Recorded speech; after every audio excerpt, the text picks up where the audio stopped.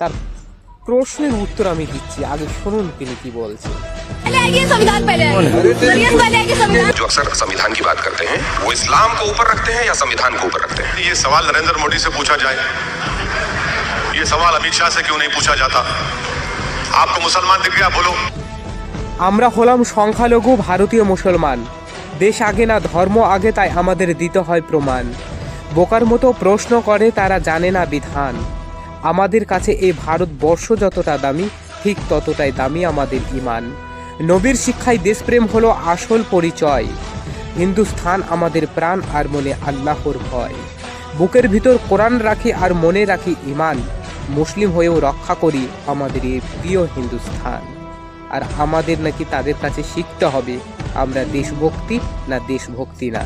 যারা গরুর দুধের বদলে গোমূত্র খায়, মানে গরুর মুত খায়, তো আমরা দেশপ্রেমিক না দেশপ্রেমিক না, হ্যাঁ তাদের কাছে শিখতে হবে।